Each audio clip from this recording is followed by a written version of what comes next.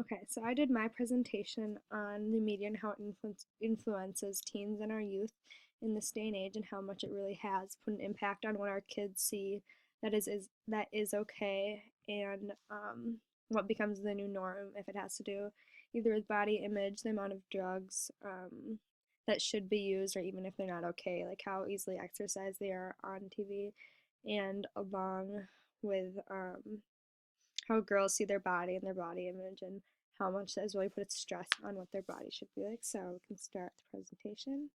So it all began with basically the radio was the first thing that started spreading information to everyone, and anyone could tune in when they wanted to. And then that slowly went on to TVs, and as soon as TVs became a huge hit, phones came coming out, and everyone was so easily able to stay connected that as soon as iPhones and new tablets and everything like this has come out, everyone feels they constantly need to be connected to each other, even though it's not really a need at all.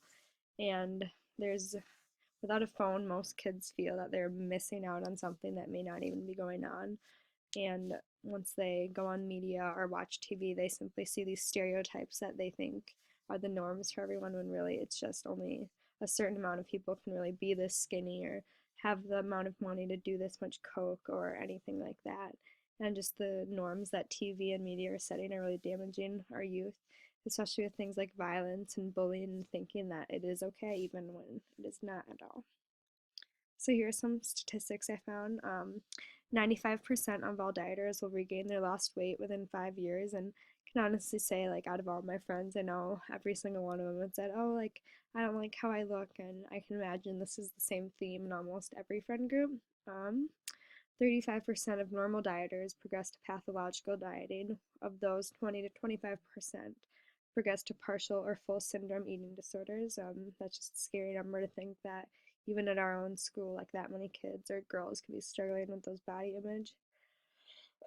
body image critiques of themselves. And the body type portrayed in advertising as the ideal is possessed naturally by only 5% of American females, which is almost more shocking because all of these celebrities and models that are young, like the youth are looking up to and they want to be like when they're older, really aren't realistic, and it's not the type of body most women or girls are even capable to obtain. Um, Other statistics found 47% of girls in 5th through 12th grade reported wanting to lose weight because of magazine pictures, which I think is just horrible and breaks my heart to think that those are the people that, like, one day my kids will be looking up to and having these fears that they aren't going to be good enough because they can't be like who only 5% of the world is.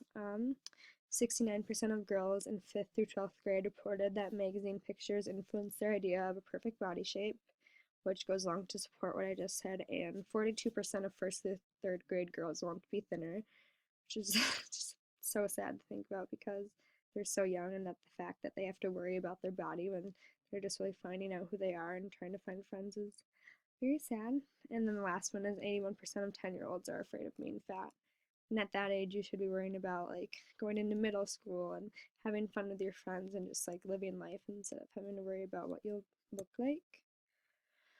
Um, and another issue that has been really like pushed on youth and teens is how easily sex is portrayed in the media, and how it just becomes this thing that seems as a norm. And once you reach high school or senior prom is the night to lose it.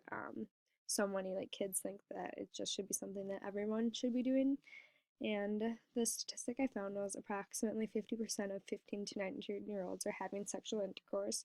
And we also know that only 29.8% of those who are sexually active use any kind of contraception. And 14% reported seeing something they wouldn't want their parents to know about. Given the vast number of sexual messages on the internet, it is clear that television is only the tip of the iceberg when it comes to teens' exposure to sexual messages. And now, with messaging and Snapchat becoming so available to anyone, it's been easy for any type of girl to be peer pressured into sending a picture or doing something she doesn't want to do because she doesn't want to be called a pussy. But as soon as girls do something that they were pressured into or do something they don't want to, they become known as a slut when the guy doesn't have a bad reputation at all. And I feel like that's been a huge, just what's the word I'm looking for? Just a huge starter of rumors, and just how much girls really have the stress on them to live up to the expectations they're given. So what can we do? I believe that teenagers believe and follow most trends they see in the media. The influence of being skinny to fit in or to not be the last virgin in the group is growing rapidly. What can we do?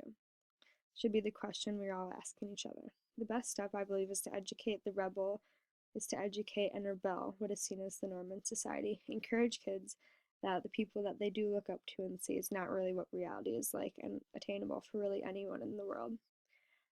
We should also encourage kids that sex shouldn't be something that is so, like, just something to check off your list, and that is shouldn't be so easily expressed in TV series and talked about like it's nothing when it really does mean a lot to some people. And but with body image and just not having as much violence and bullying, because every girl knows what it feels like to be bullied, and I don't get why girls do those actions when they know what it feels like to be on the reciprocal side. But okay, that is it. And those are my sources, Miss Satin. Okay, there we go.